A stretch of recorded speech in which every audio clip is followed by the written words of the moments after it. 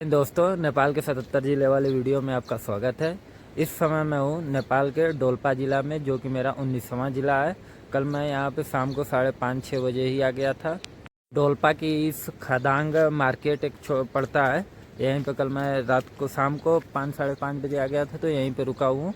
ये जो देख रहे हैं सामने मेरे, इसी घर में मैं रुका हूँ। यहीं पे खाने के लिए, ये होटल एक छोटा सा है, यहीं पे खाने के लिए हुआ है। और इसी में रुकने के लिए भी बात किया तो बोले ठीक है इसी में रुक जाना, तो यहीं पे रुके हैं। ये जो खेती देख रहे हैं ये उन्हीं का खेती है। ये देखिए, इसमें मटर है, चना है, और ये गेहूं का खेती इधर हुआ है।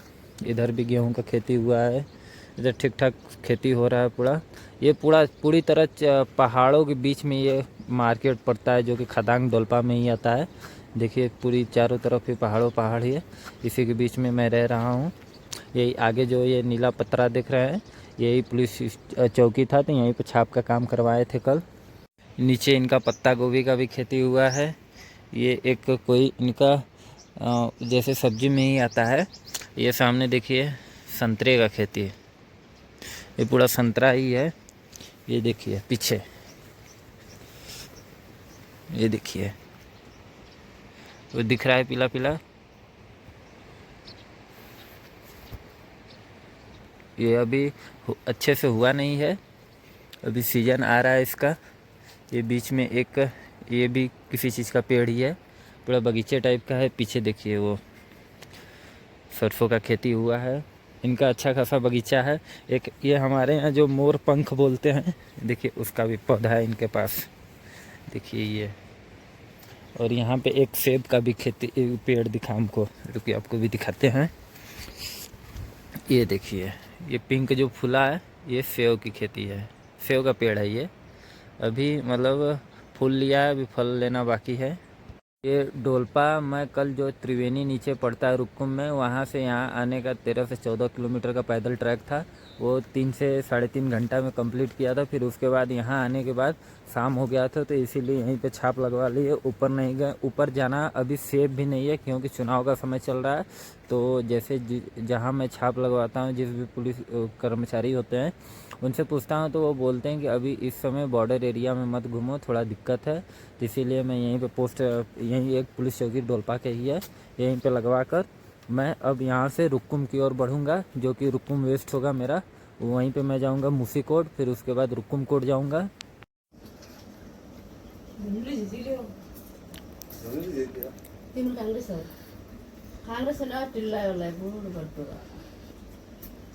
यहाँ पे वजन देखिए ऐसे किया जाता है।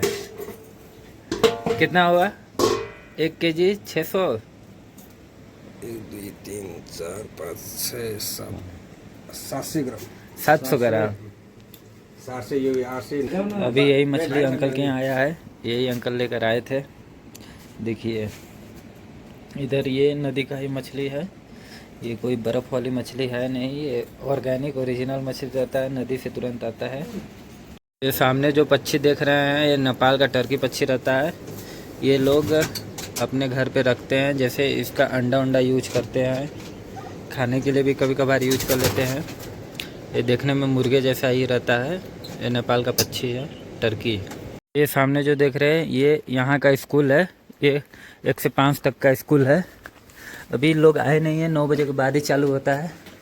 ये देखिए विद्यार्थी, ये स्टाफ रूम है यहाँ का, अभी ताला लगा है। देखिए यही स्कूल है। ये छोटा सा ग्राउंड है, वो सामने क्लासरूम है, उधर वो बैठने के लिए बना है।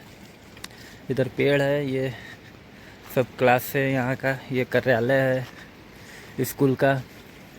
ये कक्षा 5 का है, अभी बंद चल रहा है इस समय।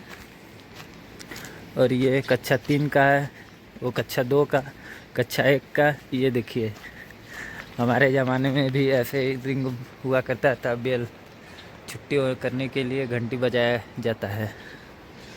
यही यहाँ का एक छोटा सा स्कूल है, 1 से 5 तक का है ये स्कूल।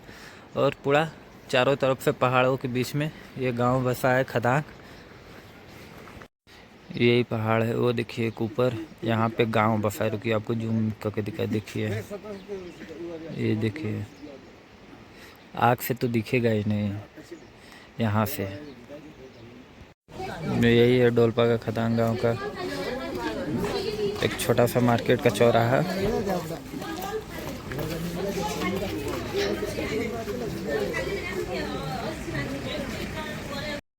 ये नेपाल का लड्डू है, इसी को मैं ट्राई करने जा रहा हूँ, जो कि यहाँ के हमारे यहाँ के जैसे लड्डू होता है ना औषधि वाला, वैसा ये भी है।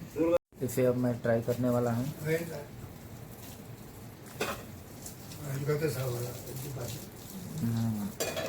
थोड़ा खट्टा तीखा मीठा तीनों का मिक्सचर आ रहा। ये जैसे हमारे यहाँ चौनप्राश होता है ना, ठंडी में खाया जाता है, उसी तरह यहाँ पे भी ये होममेड है। इसे खाने से ठंडा नहीं लगता है, पेट का दर्द और जो होता है नॉर्मली ठंड से जो भी दिक्कत होता है वो दूर हो जाता है। और ये जैसे हल्का तीखापन नीम के पत्ते के जैसा आ रहा है, तो उसका भी मिक्सचर है इसमें थोड़ा सा, इसीलिए ठीक है, खाना चाहिए।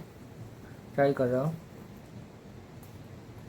होटल में रुके थे हम, वहाँ के जो भैया थे वो यहाँ के जो ट्रांसपोर्ट का होता है उसी में काम करते हैं, तो वो बोले हैं कि आपको मैं देखता हूँ किसी गाड़ी में बैठा देता हूँ, आप देखते हैं कहाँ तक बैठाते हैं, जहाँ तक बैठाएंगे वहाँ तक चले जाएंगे, फिर उसके बाद आगे लिफ्ट लेंगे। अभी एक गाड़ी रुकी है तो उसी में बुलाए हैं कि आओ आओ इसी में बैठ जाओ। वही सामने जो गाड़ी दिख रही है इसी में बैठना है हमको, देखते हैं कहाँ तक जाते हैं। ये खदान का यही मार्केट है एक छोटा सा। इधर खेती भी ठीक ठाक हो रही है, ऊपर वो सब पूरा गेहूं की खेती है। ये कुछ घर वही सामने भी है जो हमको बैठा है इसमें, इन्हीं के साथ रुके थे रात को। इसी गाड़ी में हमको लिफ्ट मिला है रिमना के लिए, रिमना तक जाएंगे, फिर उसके बाद मुसीकोट के लिए दूसरा गाड़ी लेना पड़ेगा हमको। अब यहाँ से हम लोग चल दिए हैं, देखते हैं कितना घंटा लगता है। यहाँ से 80 किलोमीटर रिमना दिखा रहा है, जितना भी समय लगे अब तो बैठ गए हैं।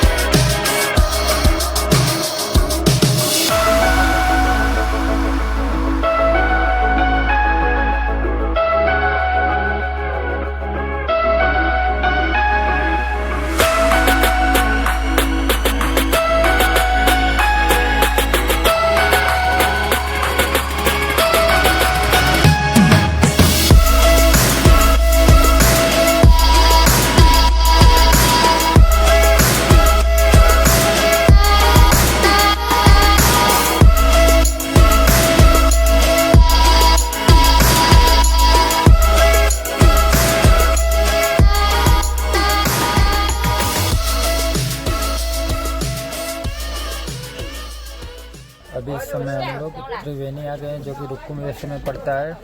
डोलपा के बाद अब रुक्कुम वेस्ट हमको आना है। यहीं पे लोग उतरे हैं, थोड़ा 10 मिनट पानी वानी खाना वाना खाएंगे, फिर उसके बाद हम लोग चलेंगे। और रास्ते में आपने देखा है लोग कैसे इंजॉय कर रहे थे बस में बैठकर, ऐसे में हम लोग बैठे थे। यही वो गाड़ी थी, यही वो काउंटर है, देखिए त्रिवेणी रुक्कुम, यहीं पे टिकट का काम होता है। अभी जिस गाड़ी में मैं लिफ्ट लेकर आया हूँ तो गाड़ी ख़राब हो गई है, तो बोले बनने में समय लगेगा 1 से 1.5 घंटा। मैं सोचा टाइम तो है नहीं, इसलिए मैं आगे बढ़ गया हूँ। देखता हूँ कोई और दूसरा लिफ्ट मिलेगा तो ठीक है, नहीं तो पैदल ही आगे बढ़ेंगे। इसी रास्ते से होते हुए मुझे वापस रुक्कुम की ओर बढ़ना है। फिर से ये पथरीला रास्ता स्टार्ट हो गया है, इसी रास्ते से आगे बढ़ना है हमको।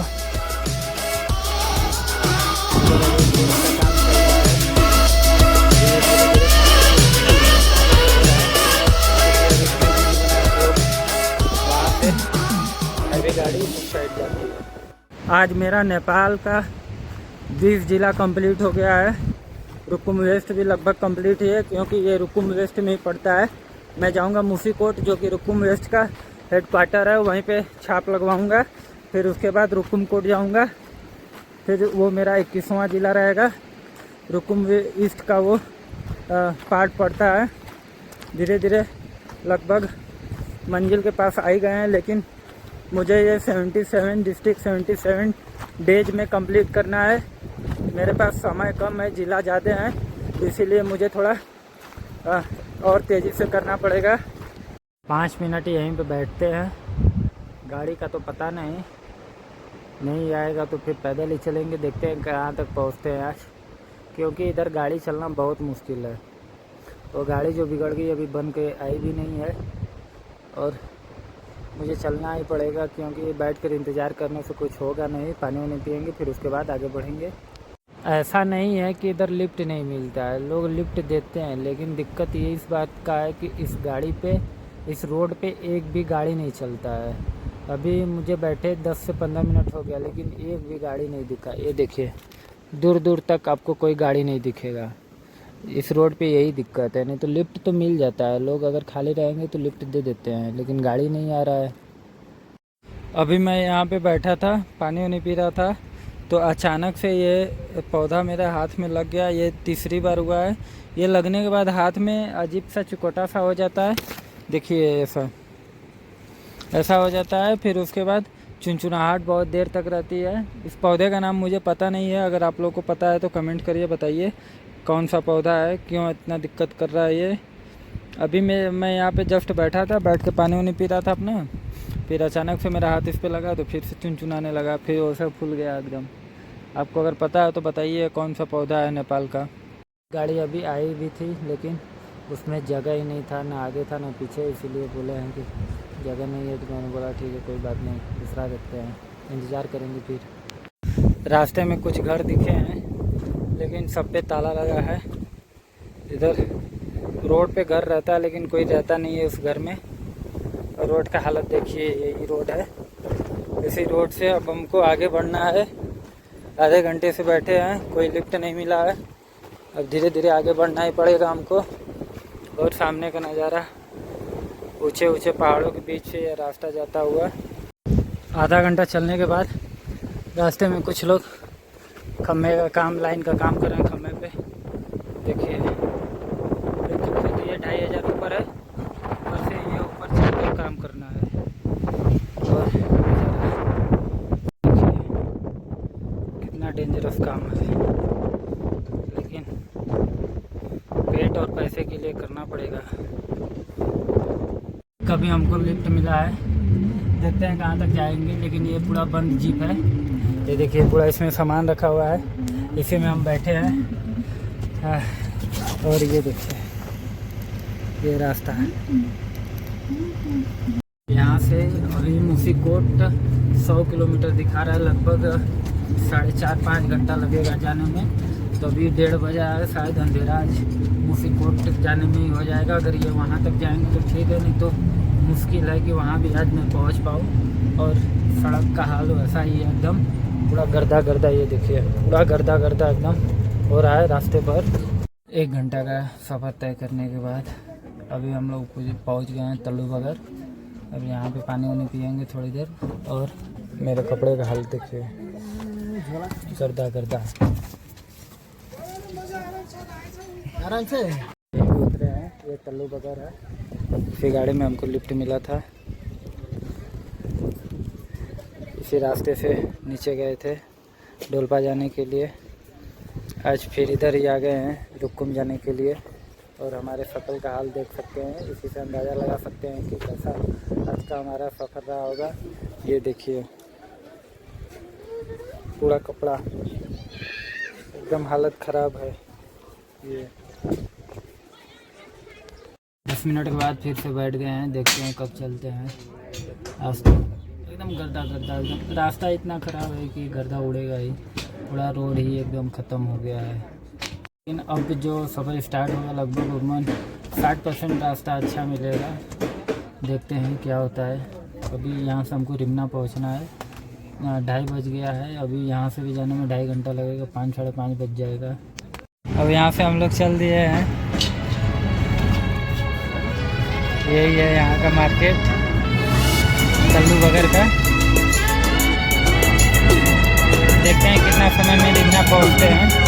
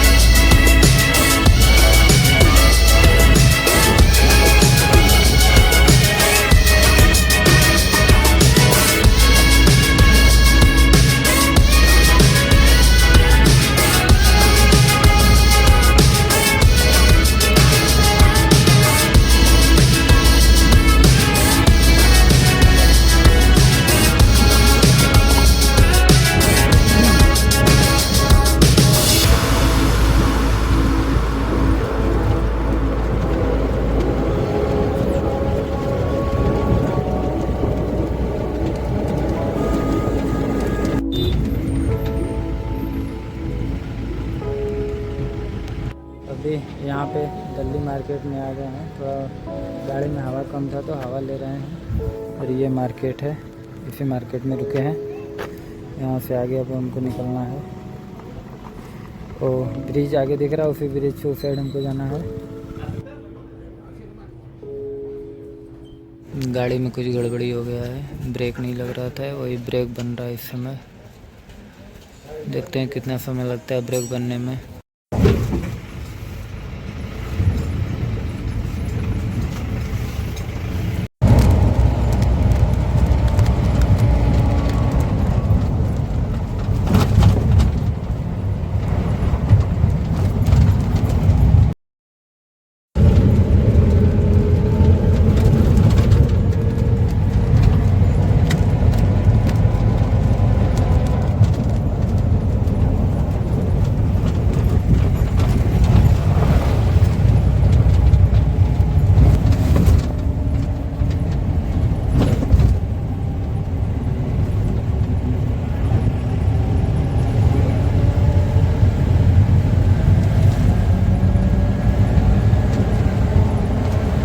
यहाँ आ गए हैं। अब यहाँ से मूसीकोट जाना होगा हमको। देखते हैं किधर जाना पड़ेगा, पता करेंगे। ये मेरे शरीर और मेरे कपड़े का हालत देखिए, यहीं बीच में रुके हैं। देखते हैं किधर मूसीकोट जाने के लिए रास्ता है। तो सामने देखिए कितना खूबसूरत सनसेट हो रहा है। देखिए गेहूं की खेती हुई है सामने, यहाँ पक गया है, कटाई चालू हो गया है। अभी हमारे तरफ हरा के गेहूँ है, इधर कटाई भी चालू हो गया है। इसी रास्ते से हमको आगे जाना पड़ेगा मूसीकोट के लिए। देखते हैं कोई गाड़ी मिलता है कि नहीं, क्योंकि 5:30 बज गया है, टाइम भी नहीं है। देखिए गेहूँ सब पक गया है, कटाई भी शुरू हो गया है इधर। ये जो मार्केट देख रहे हैं यही रिमना है। रिमना जाजरकोट में पड़ता है। यहीं से एक अलग रास्ता मूसीकोट के लिए जाएगा, पता करना पड़ेगा कौन सा रास्ता है। चलते हैं, पूछते हैं। यही रिमना है।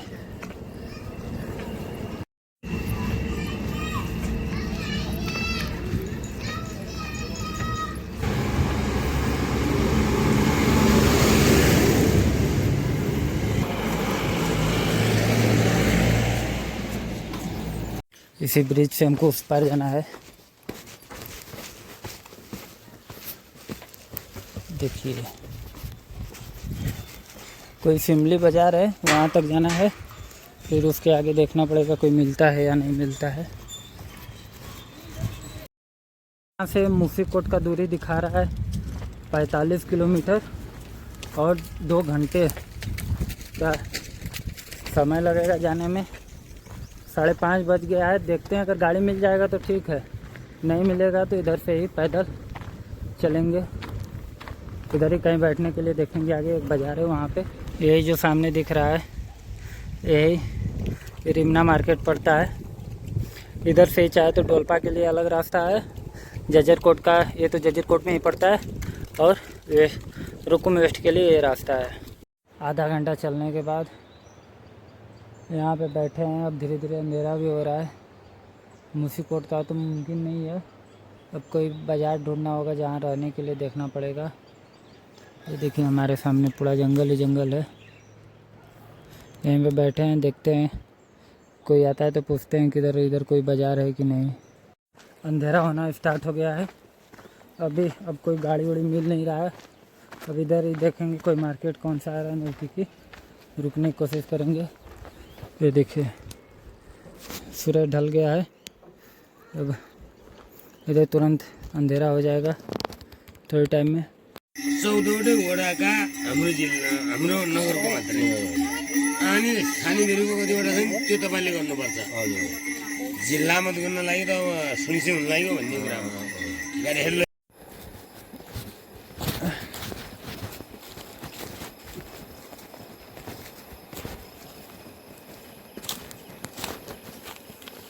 सुबह आना भी होगा इसी रास्ते से, सुबह जैसे मुझे जाने के लिए यही रास्ता लेना होगा फिर से।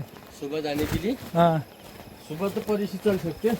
अच्छा, ऊपर ऊपर जा सकते हैं। हाँ इधर से सीधा सीधा रास्ता। हो।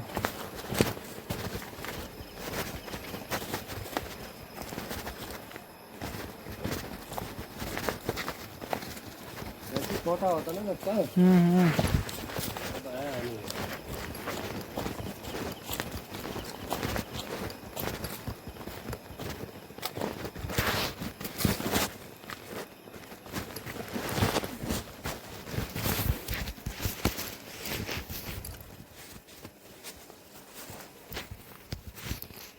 मजे से आना।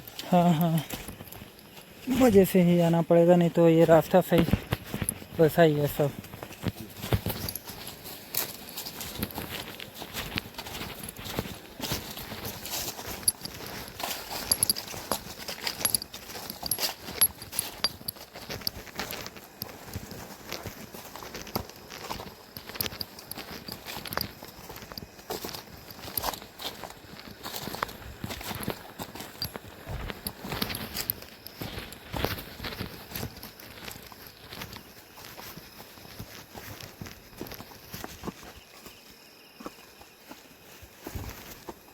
ये पहाड़ के नीचे से रास्ता है।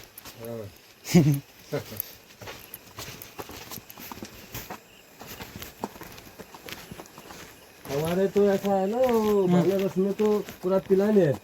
पूरा तराई है। हाँ तराई है, ऐसा नहीं है। तो बस पता नहीं होती मामा पर वो पाहुनाले आउँछु त्यो बाछा पसलमा अब त ऐसा थोड़ा है ऐसी खराब रास्ता। अब ऐसी ढंग से चलना।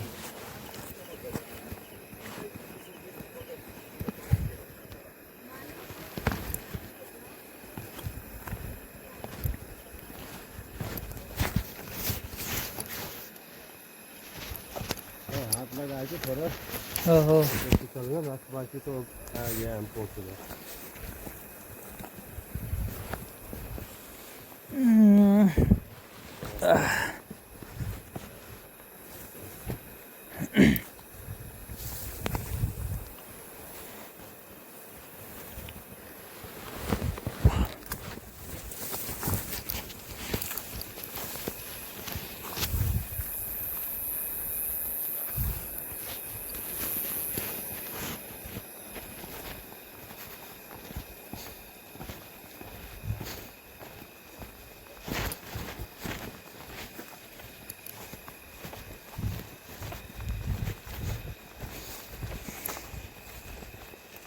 नीचे बनेगा अंकल का घर, ये नीचे यही है ठहरने के लिए।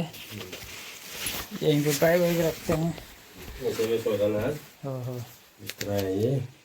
इसकी कहानी मैं सुबह बताऊंगा कि इतना लेट क्यों हो गया, खेतों से बीच आना क्यों पड़ा, क्या दिक्कत हो गया, सब कुछ मैं अगले वीडियो में सुबह बताता हूँ आपको। तब तक के लिए धन्यवाद। अगर चैनल पे नए हो तो चैनल को सब्सक्राइब कर लें। अभी जा रहे हैं हाथ पैर धोकर, थोड़ा आराम करेंगे, देखते हैं खाने वाने का होता है या नहीं होता है, क्या होता है, कल सुबह आपको अगले वीडियो में पता चलेगा।